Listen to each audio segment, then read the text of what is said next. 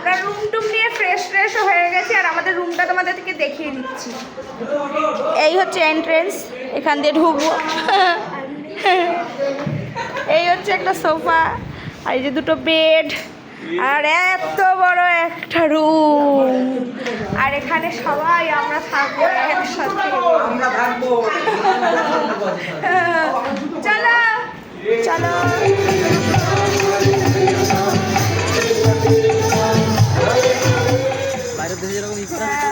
Actually আমরা ওখানে নাচ টাচ দেখে তারপরে আমি নাচতে পারিনি, যেহেতু আমি এই ড্রেস করেছিলাম। আমার খুবই দুঃখ হচ্ছিল, যাই না, আমার মন চাইছিল না, আমার মন চাইছিল না। ঠিক আছে, পরে যদি আসবো আবার তখন যদি দেখতে পাই তাহলে অবশ্যই নাচবো।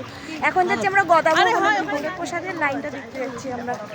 বলছি আমাদের এই ইস্কন মায়াপুর থেকে গঙ্গাইতে 1 ঘন্টা কীর্তন সহযোগে বোটে ভ্রমণ হয়।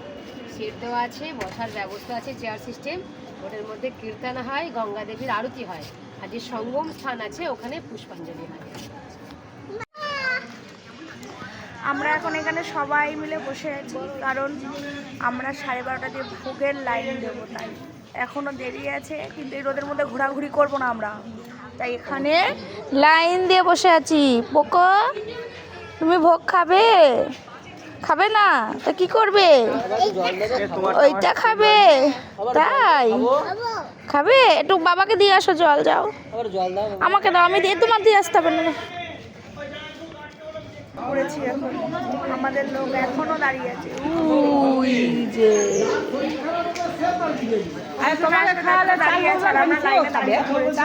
তোমাকে খাওয়ালে আমরাই সবার আগে, তোমাকে মিষ্টি খাওয়াতে আমাদের লাইনে দিতে এতটাই কষ্ট হয়ে গেছে, আমরা বসে পড়েছি সবাই।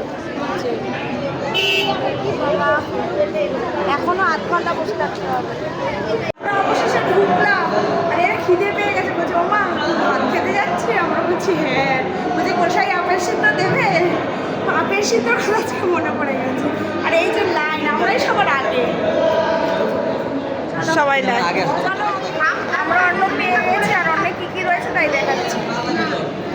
এখানে অন্নতে দিয়েছে, এখানে অন্নতে দিয়েছে, তারপরে এখানে দিয়েছে সবজি, এখানে রুটি আছে, একটা বড়া আছে, এখানে পনির আছে, আর এখানে মিষ্টান্ন আছে।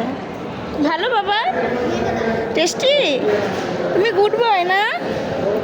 ও খাচ্ছে দেখো একা একা।